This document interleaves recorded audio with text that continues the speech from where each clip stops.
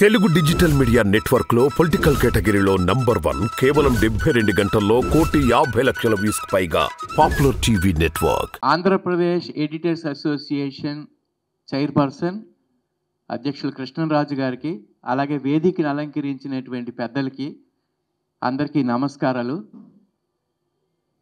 ఈ టైటిల్ ఏదైతే పెట్టారో 175కి 175 సీట్స్ అనేటువంటి టైటిల్ చాలా మెగా టైటిల్ అండి. ఆ టైటిల్ పెట్టాలంటే కూడా ఒక దమ్ము ఉండాలి. అది కృష్ణరాజు గారే ఆ డైరెక్షను, ఆ సారథ్యము. అవునా, చర్చకి మీరు కదా తెర తీశారు ఇక్కడ. అది నేను ముఖ్యంగా చెప్తున్నాను. ఏ టైటిల్ అయినా ఏదైనా చెప్పడంలోని చాలా భావ ప్రకటన చాలా గట్టిగా ఉంటుంది కృష్ణరాజు గారిది. నాకు తెలిసినంత వరకు నేను విద్యావేత్తని కాబట్టి, పరిశీలన అంటే రచయితని కాబట్టి సమాజాన్ని పరిశీలించడం, మీలాగే నేను ప్రయాణాలు చేస్తున్నప్పుడు మనుషులను కలవటం, మాట్లాడుతూ ఉండటం జరుగుతూ ఉంటుంది. ముఖ్యంగా 2 రంగాల్లో నాకు ఏదైతే పర్సనల్గా అనుభవం ఉందో అది చెప్తూ, జగన్ గారు చేసినటువంటి 3 సాలిడ్ పర్స్పెక్టివ్స్ మనం చూసుకున్నట్లయితే, అంటే డేటా అనేదే పర్స్పెక్టివ్. అంటే ఒక్కొక్కరు ఒక్కొక్క అభిప్రాయాలు ఉంటాయి, ప్రతిపక్షాలు ఒక అభిప్రాయం. ఇప్పుడు ప్రస్తుతం మీడియా అంతా చాలా మెస్. కానీ మనం ఎందుకంటే మరి అసత్య ప్రచారం ఎక్కువగా ఉన్నప్పుడు ఏది తీసుకోవాలో తెలీదు. కృష్ణరాజు గారు అందుకని ఇవన్నీ తీసివేయడానికనే స్ట్రాంగ్ స్టాటిస్టిక్స్ డేటాతో ఒక పెద్ద సమావేశం నిర్వహించారు. ఆంధ్రప్రదేశ్లో ఉండేటువంటి అభివృద్ధిని ఏ రకంగా చూపించారు అంటే, కాదని లేనటువంటి విధంగా, ఏదో ఆయన అభిప్రాయంగా చెప్పకుండా, ఇందాక వారు చెప్పినట్టుగా నీతి ఆయోగ్ కానీ, రిజర్వ్ బ్యాంక్ కానీ, ఇట్లా వీళ్ళు ఇచ్చినటువంటి అథెంటిక్ ప్రూఫ్స్ అనమాట. ఈవెన్ వికీపీడియాలో చూసుకున్నా సరే ఇది ఎవరికి పక్షం వహించేవి కాదు. ఈ రకంగా మనం చూసుకున్నట్లయితే, ఒకటి అభివృద్ధి పర్స్పెక్టివ్ అండి. ఈ అభివృద్ధి పర్స్పెక్టివ్లో చూసుకున్న రెండోది ఏంటి అంటే నిజాయితీ. జగన్ గవర్నమెంట్లో ఉండేటువంటిది, జగన్ గారు చేస్తున్నటువంటి నిజాయితీ ఎట్లా కనిపిస్తుందండి అంటే, ఇచ్చిన హామీల్లో అత్యధికంగా హామీలు నిలబెట్టుకున్నటువంటి ప్రభుత్వంగా మనం అర్థం చేసుకోవచ్చు.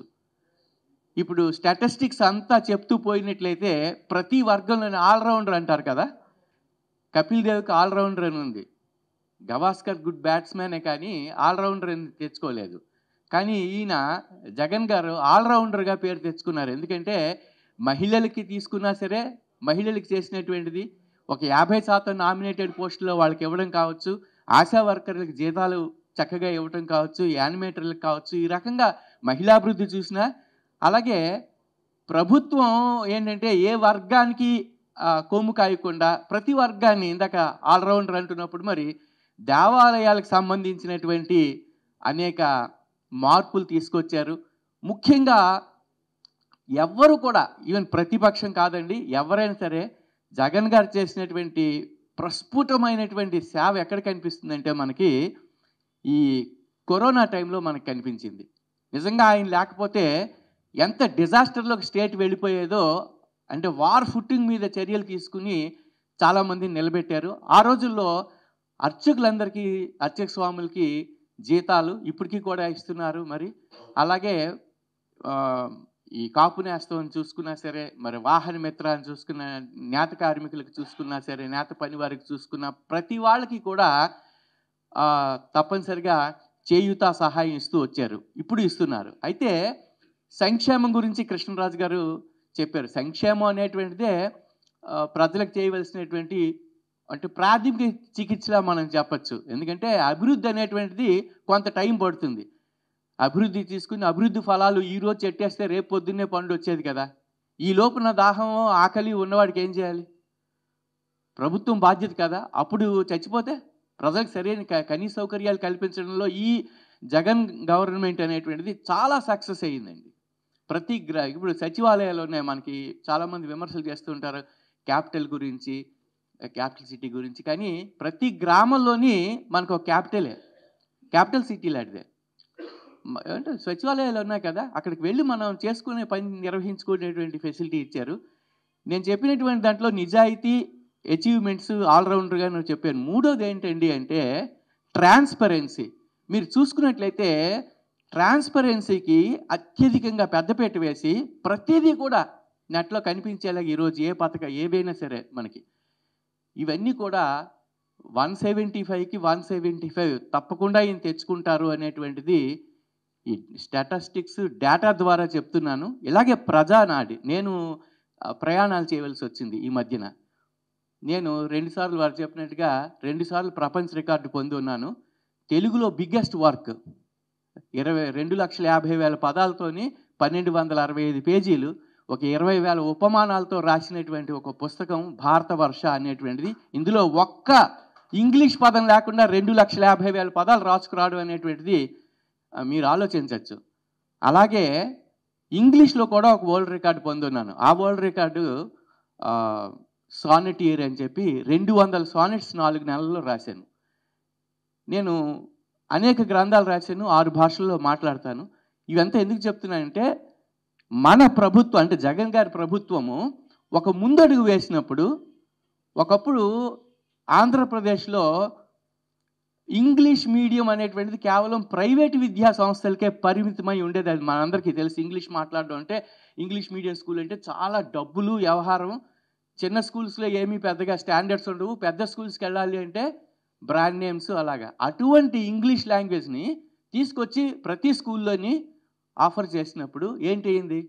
ఎట్లా విమర్శించారు? అదేదో చాలా తప్పు అన్నట్టుగా మాట్లాడారు. ఈరోజు చాలామంది విద్యార్థులకి అది అవసరం. నేను అంటే 30 సంవత్సరాల పైచిలకు నేను విద్యారంగంలో ఉండి ఒక టీచర్గా, ఒక ప్రొఫెసర్గా, ఒక నేషనల్ లెవెల్ సెమినార్స్లోని రిసోర్స్ పర్సన్గా, యూనివర్సిటీ రిసోర్స్ పర్సన్గా చెప్తున్నాను. నేను 2 యూనివర్సిటీలో నేను కోర్స్ డైరెక్టర్గా చేశాను.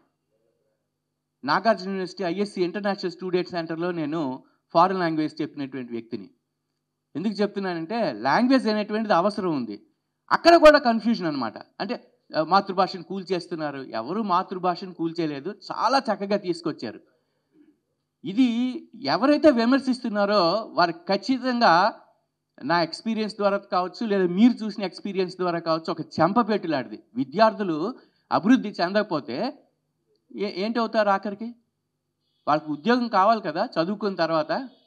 కాబట్టి భాష అనేది పెట్టడం చాలా మంచి పని చేశారు. దీనివల్ల చాలా పాజిటివ్ ఇన్ఫ్లుయెన్స్ ఉంది.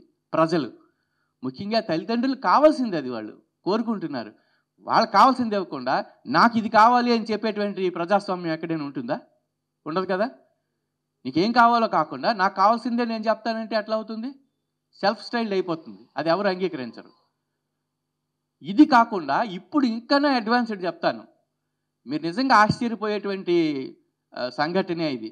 ఫారిన్ లాంగ్వేజెస్ అంటే 5 foreign languages, French, German, Spanish, Italian, Japanese and Chinese కూడా ఈ గవర్నమెంట్స్లో మన ఓపెన్ స్కూల్స్ అన్నింటిలోని పెడుతున్నారు. వాటన్నిటికీ కూడా నన్ను అడ్వైజర్గా, కన్సల్టెంట్గా పెట్టుకున్నారు. నాగేశ్వరరావు గారు, మీరు బహుశా చాలామందికి పరిచయం ఉండే ఉంటుంది, గుంటూరు. వారు ఈ పని నాకు అప్పగించారు. ఈ స్టేట్ మొత్తంలో ఉండేటువంటి ఇదంతా కూడా ఆడియో విజువల్ ద్వారా అవుతూ ఉంటుంది. వీటన్నిటిని కూడా గవర్నమెంట్కి నెట్వర్క్ అనమాట. నేను అనేక దేశాల్లో ప్రజలతో మాట్లాడుతూ ఉంటాను ఈ 6 భాషల్లోని. అనేక సార్లు నేను ఇంటర్ప్రెటర్గా చేశాను. ఇప్పుడు ఈ సర్వీస్ ఏవైతే ఉన్నాయో ఈ 6 భాషల్లో మాట్లాడడం అనేటువంటిది నాకు కూడా ఆనందమే. నాకు ఇటువంటి అవకాశం ఇచ్చినటువంటి ప్రభుత్వానికి నేను కృతజ్ఞతలు చెప్పుకోవాలి. మరి ఇదే భాగంగా విద్యార్థులందరికీ అనేక మందికి ఫారిన్ లాంగ్వేజెస్ పెట్టడం అంటే ఎంత కష్టమో మీకు తెలుసు. అంటే ఎంత ముందంజలో ఉందండి గవర్నమెంటు. నేను విద్యార్థిని కాబట్టి నా పర్స్పెక్టివ్లో చెప్తున్నాను. ఎంత ముందంజలో ఉంది, అంత ఫాస్ట్గా చేస్తున్నారు. ఈ ఫ్లూకి వెళ్ళి నేను ఈ ఫారిన్ గవర్నమెంట్స్తో మాట్లాడడం, వాళ్ళతో కరస్పాండెన్స్ చేయడము గత 2-3 నెలలుగా ఇదే చేస్తున్నాను నేను పని. ఇదే పని. హైదరాబాద్ వెళ్తే ఈ ఫ్లూ వాళ్ళతో మాట్లాడటము, లేకపోతే జపనీస్ గవర్నమెంట్తో మాట్లాడటము, వాళ్ళతో ఆ లాంగ్వేజ్లో నేను రాయగలను, మాట్లాడగలను. జపనీస్ నేను స్క్రిప్ట్ రాస్తాను.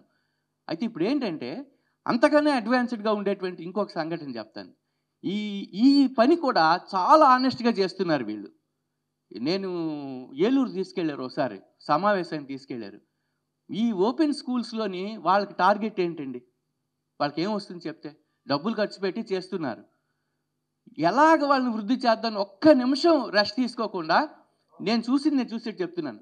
వాళ్ళు అసలు తిండి అనేటువంటి తర్వాత పెట్టారండి. ఎంత రాక్షస పనిగా ఉందంటే రాత్రి పగలు ఆలోచించేస్తున్న. ఆఖరికి నాకు అనిపించింది ఏంటంటే ప్రభుత్వంలో వాళ్ళు ఇంత కష్టపడతారు. నేను ప్రైవేట్ రంగం వ్యక్తిని. ఎంత కష్టపడుతున్నారండి ప్రభుత్వంలోని. ఇంకొక చిన్న విషయం చెప్పి నేను ముగిస్తాను. ఏపీసీఎన్ఎఫ్ అనేటువంటి విషయం మీకు తెలుసు. ఆర్వైఎస్ఎస్. ఆర్వై అంటే రైతు, ఎస్ఎస్ అంటే సాధికార సంస్థ.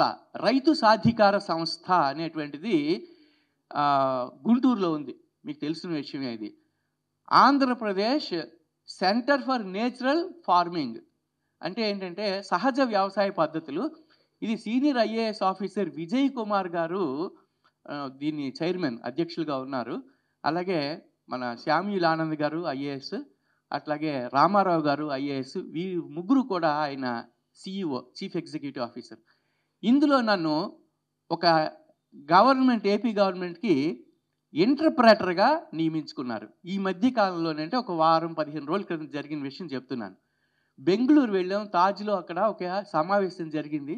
అక్కడ ఫ్రెంచ్లోంచి, ఫ్రాన్స్లోంచి కానీ మరి అట్లాగే జింబాబ్వే, సెనగల్ ఇట్లాగా చాలా దేశాల నుంచి వచ్చారు. ఎవరు సైంటిస్టులు వచ్చారు. వీళ్ళందరూ అగ్రికల్చర్లో ఉండేటువంటి సంఘటన నేను రాత్రి 9-10 వరకు ఫీల్డ్లో పనిచేస్తుండేవాడిని. ఇంటికి చేరేటప్పటికి 12 అయ్యేది. మన ఐఏఎస్ ఆఫీసర్ ఇట్లాగే పనిచేస్తున్నారు ఆ రంగంలోని. అందులో విజయ్ కుమార్ గారు అయితే రాత్రి పగలు అసలు పడుకోకుండా దాని మీదే ఉంటారు అని. గవర్నమెంట్ ఏం చేస్తున్నదో ఒక మాట చెప్పి నేను ముగిస్తాను. గవర్నమెంట్ ఎక్కడైనా సరే ఇందాక చెప్పినట్టుగా ఓపెన్ స్కూల్ సిస్టంలో కూడా వాళ్ళకి ఏదో రకంగా 10 రూపాయలు సంపాదించుకోవాలి అనేటువంటిది రాత్రి పగలు వాళ్ళంతా ఏంటంటే బిజినెస్ టార్గెట్ పెట్టుకుని చేస్తారు. అలా చేస్తున్నారు మీరు. ఇది నేను ఏదో పొగడాలని పొగటం లేదు. చాలా మోటివేషన్ ఇన్నర్గా అయితేనే నేను చెప్తున్నాను. నేను చాలాసార్లు తనకు కూడా చెప్పాను, నా భార్యకు కూడా చెప్పాను, ఏంటి ఇట్లా చేస్తారా అని చెప్పి. ఇంకొకటి విషయం ఏంటంటే ఆ రైతులకి సార్ ప్యాలటైజేషన్ అంతా ఫ్రెంచ్లో చెప్పాను. నేను చాలా వాళ్ళని ఇంటర్వ్యూలు చేసి తీసుకొచ్చాను వీడియోస్. మన వాళ్ళు చేస్తున్నటువంటి పని చిన్న చిన్న కమతాలు. కనీసం ఒక 60 మంది సైంటిస్టులు వచ్చారు. చుట్టూ వెళ్ళి 3 రోజులు చూసాము. ఎంత అవుట్పుట్ వస్తుందంటే ప్రతి వాళ్ళు చిన్న కమతాల్లో స్త్రీలు ముఖ్యంగా ఈ వ్యవసాయం నిర్వహిస్తూ నెలకి 25,000 సంపాదించుకుంటున్నారండి. వాళ్ళే చెప్పారు. మేము వెళ్తే విపరీతమైన ఆనర్ చేసి భోజనాలు పెట్టి మాకు ఇలా జరుగుతున్నది అని చెప్పి వాళ్ళకి అనేక వీడియోలు తీసాం. అంటే గవర్నమెంట్ ఎంత చిత్తశుద్ధితో పనిచేస్తున్నదో నేను పనిచేసే 2 రంగాల్లో చెప్పాను. అంటే నేను వ్యవసాయ రంగం మనిషిని కాదు, అక్కడ ఎంటర్ప్రెటర్గా వెళ్ళాను, అది చూసి చెప్పాను. అలాగే విద్యారంగం మనిషిగా ఈ విద్యావేత్తలు అయితే ఎడ్యుకేషన్ సిస్టంలో ఎలాంటి మార్పులు మరి జగన్మోహన్ రెడ్డి గారు తీసుకొచ్చారు అనేటువంటిది నా స్వీయ అనుభవం మాత్రమే చెప్పాను. ఇందులో ఒక్క ముక్క కూడా హెచ్చలేదు. సో 175 అనేది ఖచ్చితంగా వస్తుందని నేను నమ్ముతున్నాను.